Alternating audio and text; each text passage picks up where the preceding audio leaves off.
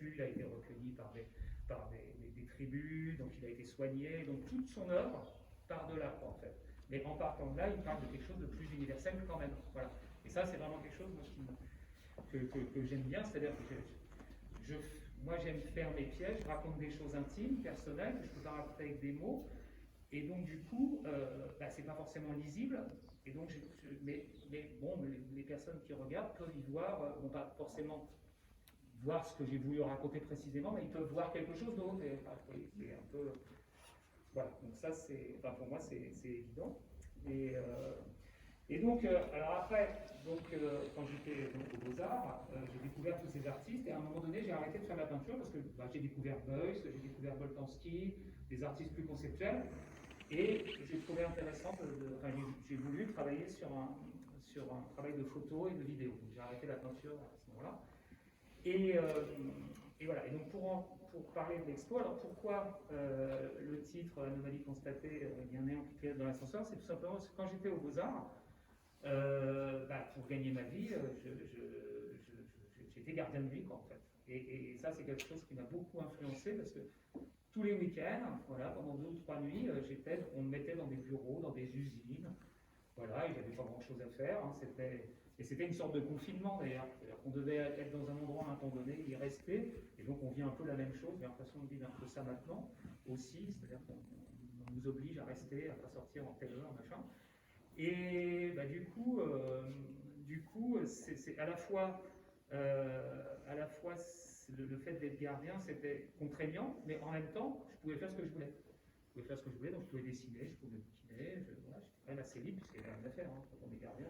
Et donc là, c'est un peu la même chose, on est confiné, on est obligé de rester chez soi, mais finalement, moi, ça m'a pas du tout dérangé ces derniers mois, parce que je fais l'atelier, voilà, on est dans l'atelier le plus possible, on n'est pas dérangé, finalement, c'est vachement bien, quoi. Et puis du coup, ça m'a laissé le temps de venir bosser, quoi. Donc ça, c'est bien. Et donc, alors pourquoi est-ce que je me suis inspiré je suis revenu en fait à parler des gardiens de nuit? C'est parce que donc quand j'ai passé mon diplôme aux Beaux-Arts, je l'ai passé avec des photos de gardiens, de vrais gardiens, et aussi des photos de faux gardiens. C'est-à-dire que j'avais ramené mon costume de gardien, que je mettais chaque week-end, un affreux costume, vous verrez sur la vidéo qui est là-bas. Et j'ai pris les copains des Beaux-Arts en photo avec ça. Voilà, c'était un jeu, voilà. Voilà, c'était sur ce côté, le fait qu'on met un costume et on devient gardien. Moi, est-ce que je suis gardien, est-ce que je suis étudiant aux Beaux-Arts? Je ne savais plus trop, des fois. Voilà, moi, à cette époque-là, j'étais presque parti en me disant je vais être gardien toute ma vie, et puis comme ça, j'ai du temps pour peindre à côté, et j'ai pas besoin de faire autre chose, vous voyez. Et voilà, et donc là, à un moment donné, j'ai fait après des vidéos où je mettais pareil des copains, ou mon père, mon frère, mes amis. Je leur demandais de faire des scénettes. Donc ça, vous avez la vidéo qui est là-bas, vous avez les rushs en fait. Et je leur ai demandé de faire des scénettes comme s'ils étaient des vrais gardiens et qui faisaient des prises de service. Donc voilà, je leur disais de raconter ce qu'ils voulaient, quoi, mais je les guidais à peine, c'était pas vraiment... voilà, c'était du cinéma à la Warhol, on va dire, quoi, vous voyez. Et donc, du coup, j'avais fait des montages sur des cassettes VHS que j'avais perdues, et je les ai plus en fait. Et il me restait que des petites cassettes, tous les rushs sur des petites cassettes vidéoludiques que je pouvais plus lire parce que je pouvais les lire qu'avec le caméscope qui est cassé. Bon, bref. Et j'ai retrouvé ces cassettes, j'ai trouvé j'ai trouvé un site pour les numériser. Voilà, donc ça c'était il y a 1 an. Et du coup, j'ai revu tous mes rushs qui dataient d'il y a 30 ans. Et donc c'était assez émouvant pour moi parce que avant de vraiment faire sur les rushs, je faisais des essais avant. Et donc c'était la première fois que j'avais un caméscope. Et donc je filme mon père, ma mère, mon voisin, je me filme en gros plan. Et puis après, petit à petit, on voit. Voilà. Et en voyant tout ça, du coup, j'ai ressorti mes dessins que je faisais quand j'étais gardien de nuit. Enfin, je me suis replongé là-dedans. Je suis revenu dans ce passé d'il y a 30 ans, qui était vraiment très, très riche. Et je me suis dit, voilà, je vais refaire des pièces inspirées de choses que je voyais dans les usines. Voilà, mais après, il y a quand même des choses que je vis. Il y a toujours, quand je travaille sur un thème, je prends quand même toujours des libertés, c'est-à-dire j'y mets d'autres choses. Par exemple, la pièce qui s'appelle India Song, je l'ai appelée India Song en référence au film de Marguerite Duras que j'ai vu pendant que j'étais en train de la faire, mais c'est aussi que j'ai fait un workshop l'année dernière au expérimenté des techniques que j'ai réappliquées là. C'est-à-dire, par exemple, travailler avec monter une sculpture à partir d'estampage dans des moules en plaques. Voilà. Et le workshop en Inde, ce qui était vraiment très bien, c'est qu'on était plusieurs céramistes indiens ou étrangers invités. Donc le principe c'est toujours le même dans les workshops, c'est-à-dire qu'on nous met une salle, on travaille, les gens viennent, on fait ce qu'on veut, on montre son travail et tout. Mais là, ce qui était génial, c'est qu'en plus, il y avait aussi, dans cette grande maison, en bas, au rez-de-chaussée, il y avait un atelier de fabrication traditionnelle de potiers indiens. Donc, et donc, très rapidement, moi, en fait, je me retrouvais plus souvent en bas avec eux qu'en haut, parce que finalement, en bas, il y avait un tour, et il y avait des moules. Et donc, du coup, je descendais, et puis je venais tourner avec eux, je leur demandais les moules que je pouvais prendre, puis je remontais là-haut, faire mes sculptures avec. Voilà, donc j'ai expérimenté. Donc voilà, là, je suis sorti du thème, mais c'était un clin d'œil à ce que j'avais fait dans ce workshop. Et là aussi, c'était assez génial. Hein. Moi, on me dirait, tu restes un an à bosser comme ça avec des Indiens dans ce coin, c'était super. Quoi. C'était vraiment, Et puis donc, qu'est-ce que j'ai oublié? Moi, je ne sais plus là. Non, je crois que tu as à peu près tout dit sur la relation en fait entre ton travail de gardien de nuit et le travail de sculpture que tu présentais ici. En tout cas pour les 4 dernières pièces, peut-être les 3 autres, ouais. Ouais. Oui, les 4 dernières pièces, c'est vraiment fait pour cette expo, donc sur le thème vraiment des gardiens. Là, c'était des pièces que celle-là, je l'ai faite l'année dernière au moment du confinement. Et donc, elle n'est pas directement sur le thème des gardiens, mais elle renvoie quand même à cette époque-là, parce qu'en fait, comme je vous le disais, aux Beaux-Arts, j'ai fait beaucoup de dessins de nus, de peinture de nus, et en fait, j'avais jamais fait de nu en sculpture, et encore moins en céramique. Donc en fait, c'est le premier nu. Voilà, j'ai eu envie de faire ce nu, et pourquoi j'ai eu envie de faire ce nu, c'est qu'en fait, juste avant le premier confinement, j'ai été voir une expo au musée des Beaux-Arts de Lyon, qui était sur le thème des drapés. Et donc il y avait des œuvres d'artistes de toute époque, de l'Antiquité à nos jours. Il y avait des peintres, des sculpteurs, il y avait vraiment beaucoup d'artistes connus, et donc c'était une super expo. Le point commun, c'est que c'était le drapé. Et il y avait un nu avec un drapé sur lui de l'Indre qui m'a vraiment touché, quoi. Souvent il y a un truc comme ça.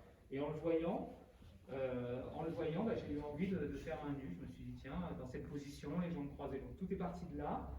Et puis après, je suis sorti de l'expo, c'est souvent comme ça, je me balade, et je tombe chez un bouquiniste, il y avait un catalogue de l'exposition de Charlotte Perriand, une exposition que j'avais loupée, qui était à Paris l'année d'avant, et donc il y avait ce fauteuil, qu'elle appelait le fauteuil confort. Quand j'ai vu ça, je me suis dit tout de suite, j'ai eu envie de le faire, et donc j'avais mon nu. Souvent, de toute façon, toutes les pièces qui sont là, je les ai dans la tête, elles sont déjà finies, j'arrive à l'atelier, je sais déjà à quoi elles vont ressembler, quoi. Je sais la couleur, je sais. Alors après, il se passe des choses au niveau, évidemment, ça peut se déformer, des morceaux qui tombent. Mais globalement, j'ai toujours les pièces en tête, je sais quelle couleur elles vont être. Voilà, et c'est pour ça qu'après, je l'ai fait d'un jet, quoi. Je l'ai fait très rapidement. Et je reprends bien, et que même des fois ça cache, mais c'est pas grave, quoi. Parce que le but, c'est de garder le plus possible la spontanéité, quoi, en fait, du sentiment que je vais exprimer. Si je passe trop de temps sur une pièce, après, c'est possible, mais du coup, ça ne sera pas du tout pareil. Il peut se passer des choses. Si je passe 3 mois sur une pièce, en 3 mois, il peut se passer beaucoup de choses dans ma vie, et du coup, j'ai plus envie de raconter la même chose, quoi. Donc, il faut que ça aille quand même assez vite, quoi. Voilà, c'est ça le principe. Voilà. Et puis, sinon, je ne sais pas trop ni mon parcours. Sinon, j'ai parlé de Sèvres. Non, je peux parler de Sèvres, voilà. Non, tu n'as pas commencé par ça.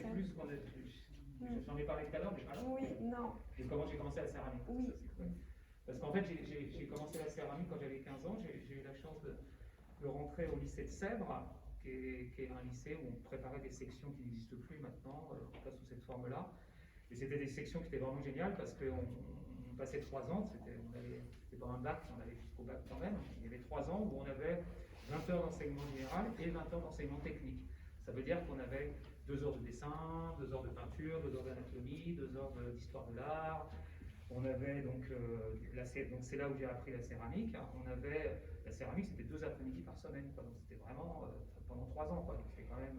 Il y avait d'autres options possibles, mais moi j'avais choisi la céramique parce que sinon c'était soit art graphique, et l'art graphique, c'est pas du tout. ça va vite partout. À l'époque, on nous faisait faire on tirait au tirling, enfin bon, c'était une faire quoi. Et donc ça, c'était pas mon truc. Et puis il y avait tapisserie. Bon, tapisserie, c'était pas trop mon truc. Et donc la céramique, ça me plaisait bien. Et en plus, j'ai eu la chance d'apprendre avec Madame Irlet, André Irlet, qui est quand même une céramiste vraiment très, très pointue, que j'ai recroisée depuis à Saint-Sulpice. Et elle était très contente de voir que je faisais encore de la céramique. Et elle n'en voulait pas que du tout ce qu'elle avait appris. Quoi. Parce que Madame Irlet, c'est vraiment un très beau travail. Si vous connaissez, je sais pas, mais c'est un très très beau travail, mais c'est une céramique qui est, voilà, qui est très très, c'est très rigoureux. Voilà, donc elle nous apprenait cette rigueur.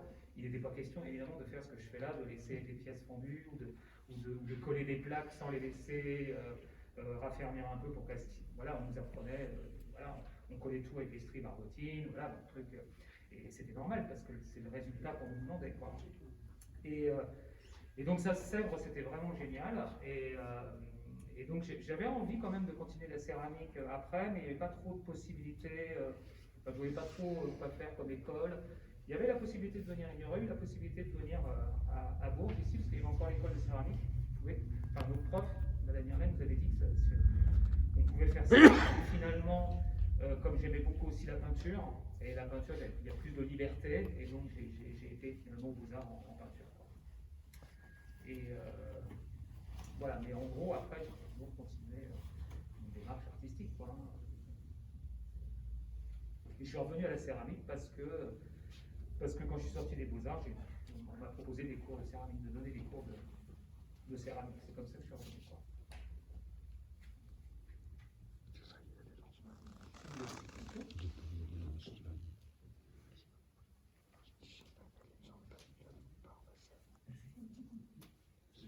Comment?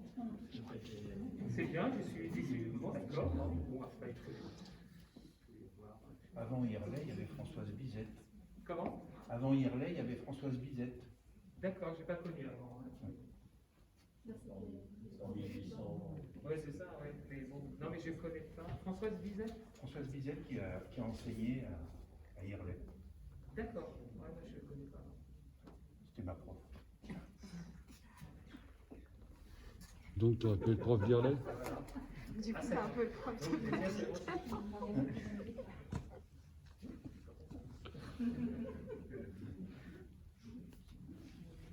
Non, c'était vraiment bien. Ces sections-là, ça n'existe plus maintenant. Ma fille a voulu faire, à un moment donné, a voulu faire le même parcours, parce qu'elle dessinait, quand elle était en troisième, elle voulait faire ça.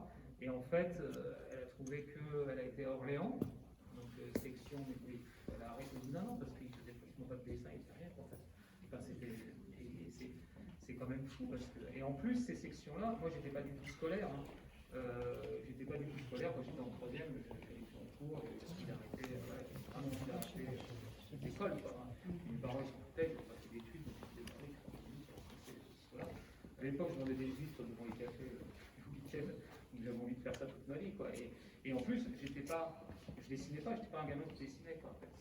Et donc je faisais vraiment le pont à l'école. En troisième, c'était catastrophique, je n'avais pas du tout mon passage en seconde. Voilà. J'avais déjà fait 2 quatrièmes. Voilà. Mais donc ce que je veux dire, c'est que la chance que j'ai eue, c'est que j'ai quand même eu ce concours. Enfin, ma prof de dessin, on a collé, donc, et du coup, on s'est rendu compte que je savais dessiner. C'était assez bizarre, quoi. Je ne dessinais jamais. Et donc, du coup, pendant toute la troisième, je me suis mis à dessiner. Dans les concours comme ça, c'est cool. Et puis, donc, du coup, j'ai pu passer ce concours pour rentrer à Sèvres. Alors, il fallait quand même avoir son passage en seconde, mais comme j'avais eu ce concours, ils ont bien voulu. Mais ça serait maintenant quasiment impossible. Là, l'école d'art équivalent, la fille, il n'y avait même pas de concours. C'était que sur dossier scolaire. C'est fou, quoi. Ça, c'est un truc, parce que c'est quand même pouvoir faire un cursus artistique. Souvent, ce sont des gens qui ne sont pas scolaires. Hein, on est d'accord. Et donc, du coup, faut leur donner la possibilité quand même. Ah ouais. Et les beaux-arts, pareil, à l'époque, il n'y avait pas de programme pour les beaux-arts. Oui, oui, oui. Oui, bah après, d'accord.